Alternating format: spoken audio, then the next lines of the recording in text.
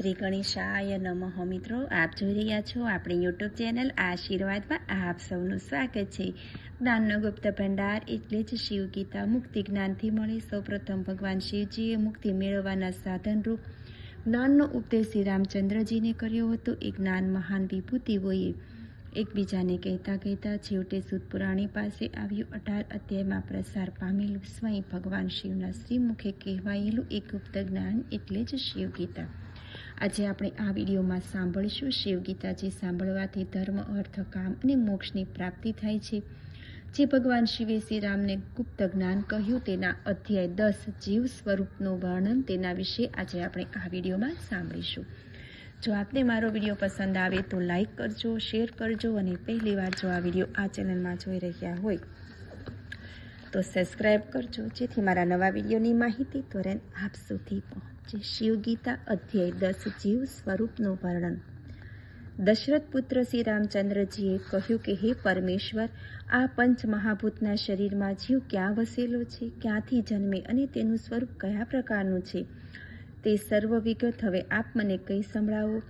વળી પ્રાણીના અંત સમય બાદ તે ક્યાં જાય અને ક્યાં જઈને સ્થિર બને, ત્યારબાદ ફરીથી નવા શરીરમાં શી રીતે સ્થિત થાય અથવા તો નથી થતો, એ સર્વ વાત આપ મને કહી સંભળાવો.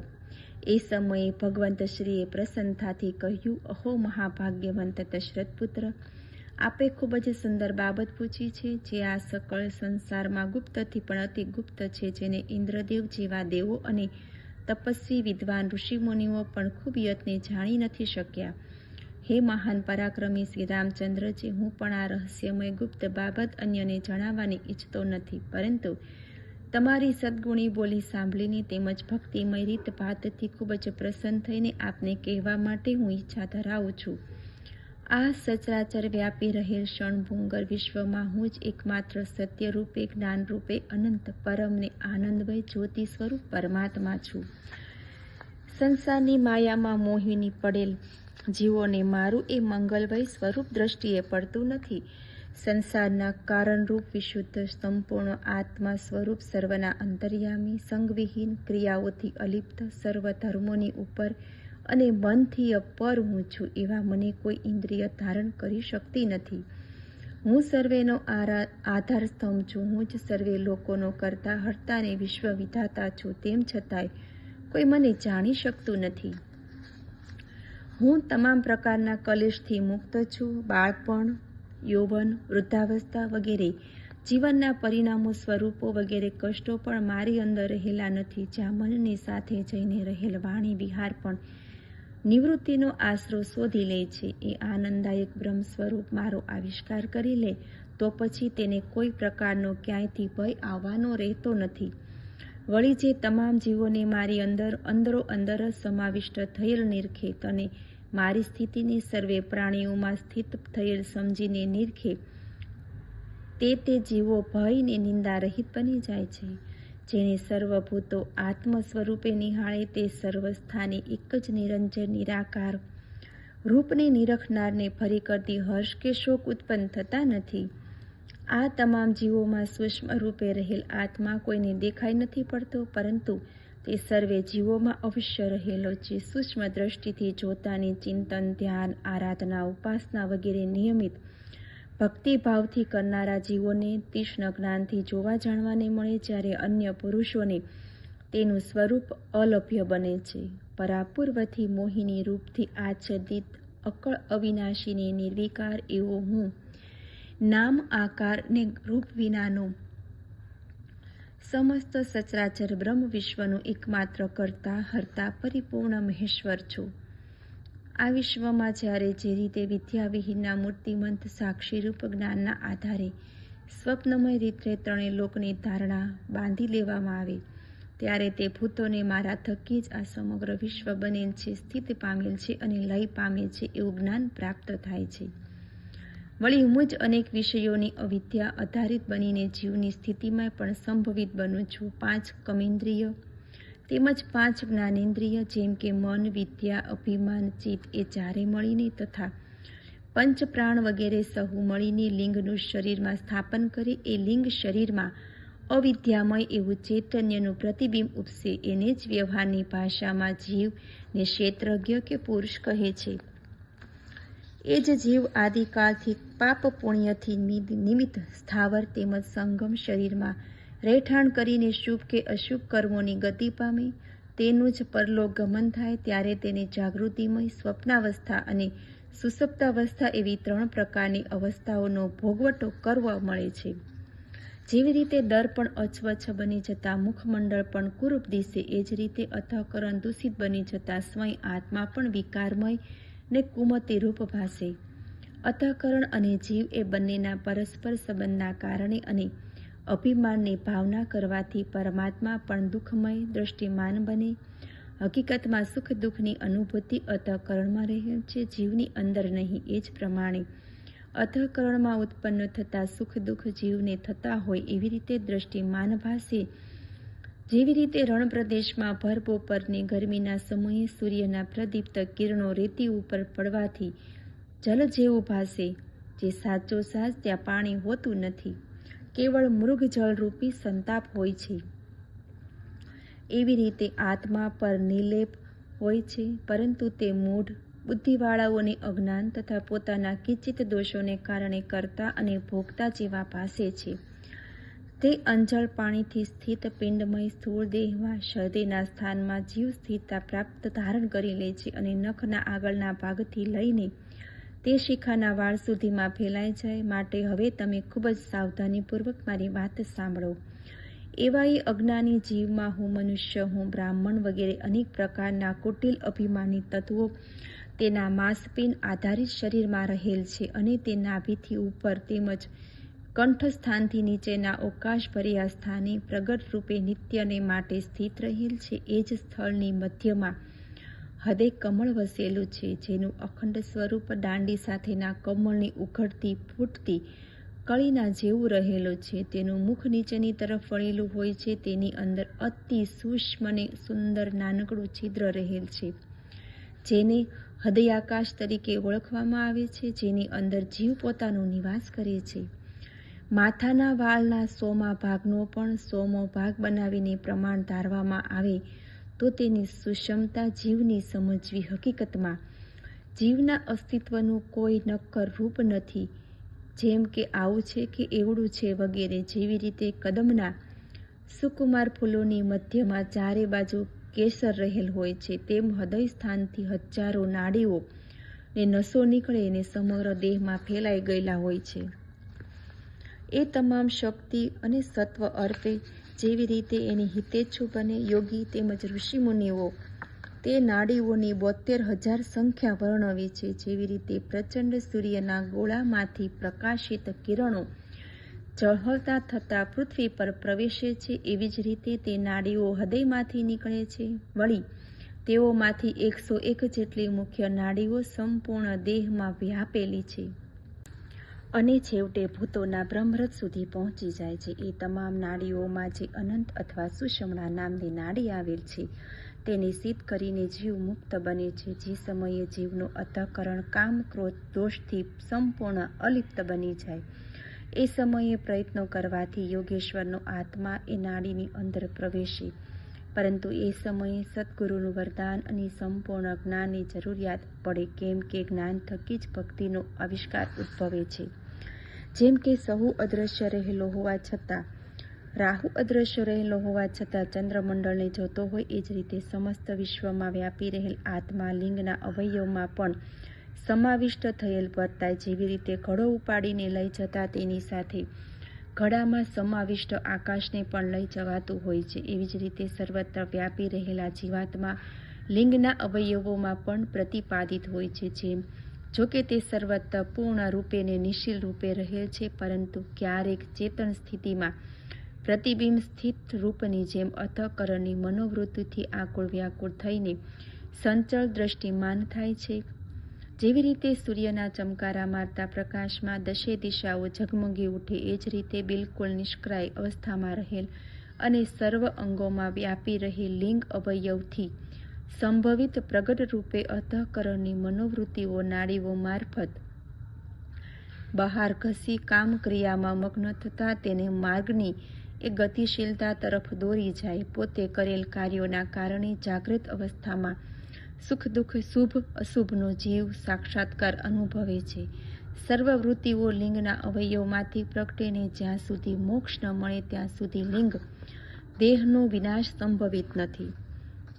એ સમયે જ્ઞાનના પ્રતાપે જીવ અને શિવનો ભેદ દૂર થઈ જાય અને અવિદ્યા સાથે આ લિંગ અવયવ દેહનો નાશ થઈ જાય ત્યારે ફક્ત આત્માના શ્રદ્ધામય અનુભવ માત્રથી હું બ્રહ્મ છું એવા સ્વરૂપમાં એક ચિત્તે સ્થિર થવાથી તે ભૂત મુક્ત બની શકે છે.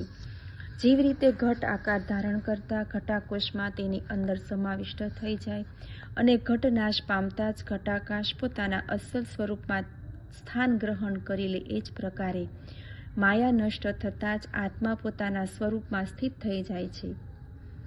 વળી જ્યારે જાગ્રત અવસ્થામાં અનેક પ્રકારના ભોગો આપનારા કર્મો નાશ પામીને સ્વપ્નાવસ્થાના ભોગોના ભોગવટા માટે ચેતનાભરી દશામાં સ્થિર વિષયને અનુભવનારા જ્ઞાનને છુપાવી જ્યારે સંપૂર્ણ સ્વસ્થતા ધારણ કરે ત્યારે પ્રભુની ઈચ્છાઓના પ્રતાપે પૂર્વ જ્ઞાના અનુભવ પ્રાપ્ત કરેલ સ્વપ્નાવસ્થાના વિષયની ચેતનાવસ્થા પ્રાપ્ત થતાં માયાવી અવિદ્યારૂપી જીવ માયાના અતિશય આવેગના કારણે નિંદ્રાના રૂપને ચેતન અવસ્થામાં પણ સ્વપ્નમય દ્રષ્ટિકોણથી નિરખે છે. ઘટરૂપી વિષય વિદ્યા વગેરે ઇન્દ્રિયો તેમજ સ્વપ્નાવસ્થામાં ભોગ આપનારા લોલુપ પદાર્થો સમા જગતની અંતઃકરણે કલ્પના કરેલ છે. જેવી રીતે એકલો જીવ સ્વપ્નમાં અનેક જીવો દેખે, ભોગો ભોગવે, જાત જાતના સંસાર વિશે વિચારે અને જેવી રીતે હું એક જ છું, હકીકત આત્મા છે, છતાં અંતરની કલ્પનાથી જગત અનેક ભાવોથી ભાસે છે, એ તમામ બાબતોને અવલોકન કરનારો સ્વયં જ્યોતિમય આત્મા સાક્ષી સ્વરૂપે સર્વભૂતોમાં રહેલ છે. એવી અવસ્થામાં અંતઃકરણ વગેરે સર્વ અવયવોની ઈચ્છાઓ પોતાની મતિભ્રમિત દશામાં થયેલને અસત્ય હોવાને કારણે એ વાસનાઓથી સભર હોય છે. સ્વયં પરમાત્મા એ સર્વ વિકારના એકમાત્ર મુખ સાક્ષી બને છે. જેવી રીતે ભૂતોના આ વિશ્વમાં ચેતનાઓની ક્ષણોમાં કરતા કર્મ અને ક્રિયા વગેરે સંપૂર્ણ ક્રમ મુજબનો કાર્યક્રમ ચાલતો રહે છે, એવી જ રીતે પૂર્વજન્મના કર્મો અનુસાર વાસનાઓ મોટી છલના હોય છે, પરંતુ ચેતનાની ક્ષણોમાં એવા પ્રપંચના કાર્યો સાંગોપાંગોની ચાલે છે. જ્યારે સ્વપ્નમય સ્થિતિમાં કલ્પિત તરંગોના રૂપમાં રહે છે, એટલે બંને વચ્ચે ફરક છે. તમામ પ્રકારની ચેતનાની વૃત્તિના સાક્ષી રૂપે આત્મા પોતે જ પ્રકાશમાન છે. એ સાક્ષીનું જે ઈચ્છાઓ માત્રનું સાક્ષીપણું રહેલ છે તેને સ્વપ્ન સમજવામાં આવે. બાળ વયમાં ચેતનામય કર્મ જેવા કે સ્તનપાન, બાલક્રિયા વગેરે જે કંઈ કરેલ છે તેની તે સમયે તીવ્ર ઈચ્છાઓ હૃદયમાં હોય તેના પ્રતાપે તે જ સ્વપ્નમય જ માલુમ પડે છે. વળી યુવાનવસ્થામાં ઇન્દ્રિયો પોતાના કારોબારમાં વ્યસ્ત હોય છે અને એ જીવ ક્યારેક સાંસારિક બાબતોમાં રચ્યો પચ્યો બની જાય. અભ્યાસ, ખેતી, વ્યાપાર વગેરેની ઈચ્છાઓ હૃદયમાં દ્રઢ બનીને ઉછાળા મારે છે. તેના કારણે એ એના જ નિતનવા સ્વપ્નો જોતો રહે છે. એ સિવાય જો વૃદ્ધ અવસ્થામાં પરલોક ગમનના સમયે દાન, ધર્મ, વિદ્યા, ઉત્તમ કર્મ સાથે તેના હૃદયમાં એ ઈચ્છાઓ દ્રષ્ટિભૂત બની જતી હોવાથી પ્રાણી બને છે, એ રીતના સ્વપ્નના ખ્યાલમાં રાચતા હોય છે. જેમ કે મેં એવું દાન ધર્મનું પુણ્ય કાર્ય કર્યું કે જેને કરીને મન આવી રીતે પરલોક ગમનનું સુખ ઐશ્વર્ય સાંપડ્યું. ખૂબ ઊંચે આકાશમાં ઉડ્ડયન કરતો બાજ પક્ષી ઉડતા ઉડતા જ્યારે ખૂબ જ થાકી જાય ત્યારે પોતે આરામ માટેની કોઈ તક નહીં મળતા પોતાની પાંખોને સંકોચી પોતાના શરીરને માળો બનાવી આરામ લઈ લે છે. આમ જોતા જેવી રીતે ચેતના અવસ્થાને સ્વપ્નવસ્થ અવસ્થામાં વિહાર કરવો આત્મા શાંત પડે ત્યારે સર્વ ઇન્દ્રિયો સ્થિર પડી જવાથી સર્વ અંગોને ચેતનાહીન બનાવી દે અથવા તો ઇન્દ્રિયોના તમામ કાર્ય વ્યવહારને સમેટી લઈને નિંદ્રાધીન બની જાય છે. નાડીઓના રસ્તેથી ઇન્દ્રિયોની ઈચ્છાઓને આકર્ષીને ચેતનામય તથા સ્વપ્નમય સ્થિતિના સર્વે પરિમાણોનો અંત લાવી દઈને આત્મા સંપૂર્ણપણે સ્વયંમાં લીન થઈ જાય. જે કાળે માયાથી પ્રભાવિત ચેતના અવ્યક્ત રૂપમાં લય પામે ત્યારે તો સંપૂર્ણ રીતે પ્રપંચપણાના લય પામી જાય, પરંતુ એ સ્થિતિ કાયમી નથી. એમાં તો માત્ર કર્મનો જ વિનાશ થાય, કેમ કે ઈચ્છાઓ તો રહે જ છે. જ્યારે કોઈ પુરુષને કોઈ સ્ત્રીની અતિશય પ્રજ્વલિત કામના ઉપડે અને જ્યાં તેને પ્રાપ્ત કરે વળી એના સ્વભોગથી તેને જે આત્મસુખ પ્રાપ્ત થાય તેની કોઈ સીમા હોઈ શકે, પરંતુ તેનેથી કંઈ સેંકડા ગણો અધિક સુખ નિંદ્રાની સ્થિતિમાં જીવને પોતાના આનંદમય કોષમાં સ્થિત થવાથી મળે. જ્યારે જીવને બાહ્ય બાબતોનો ખ્યાલ નથી હોતો ત્યારે તે મોક્ષની પ્રાપ્તિ કે જેમાં ઈચ્છાઓ સમાપ્ત થયેલ હોય તેવી ઈચ્છાઓ વિનાનો પણ નથી હોતો. નિંદ્રાના સમયે જીવાત્મા જ્યારે ઈશ્વરનું સામીપ્ય પ્રાપ્ત કરે ત્યારે ચેતનામય ક્ષણે જાણે ઈશ્વરથી દૂર ને ભિન્ન બને, તો પણ તફાવત દૂર થતો નથી ને એ સમયે ભૂતો દુઃખો રહિત બને. કેમ કે કારણ આત્મામાં તેનું સામ્યપણું રહેલ હોય છે અને તે એકત્વ પામે એ માટે સઘળું ઔપચારિક બની રહે છે. પ્રાણી એ સ્થિતિમાં અવિદ્યાની સૂક્ષ્મ રૂપની મનોકામનાઓ પ્રગટ થવાથી જેમ સુખદ સ્થિતિનો અહેસાસ અનુભવે, હું સુખમાં સૂતો છું એ સિવાય અન્ય કશું નહીં, એવી વિશુદ્ધ અજ્ઞાનતાનો અનુભવ કરે. વળી આ તમામ બાબતોની અજ્ઞાનતા પણ સાક્ષી વગેરે હકીકતથી અનુભવી શકાય. જેમ કે સુખમાં સૂતેલાનો કોઈ સાક્ષી ન હોય તો સુખેથી સૂતેલાની કોઈ યાદગીરી કોઈ રીતે મેળવી શકતી નથી. જેમ કે જ્યારે ઊંઘમાં પડેલ જીવને તે સુખની ઝાંખી થતી નથી, ત્યારબાદ જાગ્યા પછી અન્ય સાક્ષીની વાતથી માત્ર તે જાણી શકે તેમ છે. આ લોકની અંદર જેમ જાગ્રત અવસ્થા, સ્વપ્ન અવસ્થા અને સુષુપ્ત અવસ્થા એમ 3 અવસ્થા હોય છે, તેમજ દેવલોકમાં પણ 3 અવસ્થા રહેલ છે. સુષુપ્ત અવસ્થાના છેવાડે જ્યારે જાગ્રત અવસ્થા આવે ત્યારે પોતાના કારણરૂપ જીવના પૂર્વજન્મના પ્રારબ્ધ કર્મના જોરે ફરીથી તે રીતે ઇન્દ્રિયો જાગી પડે છે. જેવી રીતે ભડભડતા અગ્નિથી ચિનગારીઓ ઉઠે એવી રીતે સૂક્ષ્મ શરીરમાં લીંબ બનેલ રહેલ ઇન્દ્રિયો જાગી ઉઠે છે. જેવી રીતે પાણીથી છલોછલ ભરેલ ઘટ જો આપણે પાણીમાંથી બહાર કાઢીએ તો તે પાણીથી છલોછલ ભરેલો હોય એ જ રીતે બહાર આવશે. એ જ રીતે આ જીવ ઇન્દ્રિય વગેરેમાં લય પામેલ હોવા છતાં તે તમામ ઇન્દ્રિયો વગેરેની સાથે ચેતનામય બને છે.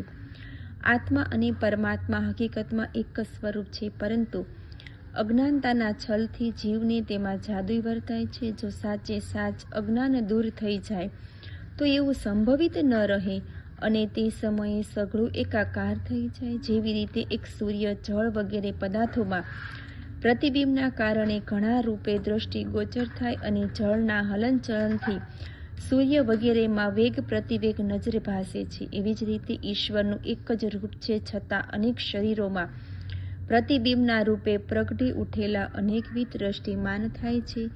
સમગ્ર સૃષ્ટિમાં આત્મા શરીરના અંગોની સુખ દુઃખની વિડંબણાઓથી અલિપ્ત એવો સ્વયં પ્રકાશિત સ્થિત છે, પરંતુ રૂપની યાદનો ધ્વંસ કરી દેનારી મોહિની રૂપ માયાએ સર્વનો છેદ ઉડાવી દીધેલ છે. કેમ કે આ ભેદભરમભર્યું માયાનું રૂપ તો ન બની શકે એવી ઘટના પણ કરી દેખાડે. માયાની જાદુગરી આત્માના કેટલાય વિરોધ કર્મો દેખાડે, પરંતુ માયાનો જાદુ દૂર થતાં જ જીવ ઈશ્વર તરફ ખેંચાય છે. તો હે દશરથ પુત્ર, આ રીતે મેં આપની સમક્ષ જીવના માયામી ઘેલસામન્યા રૂપનું વર્ણન કર્યું.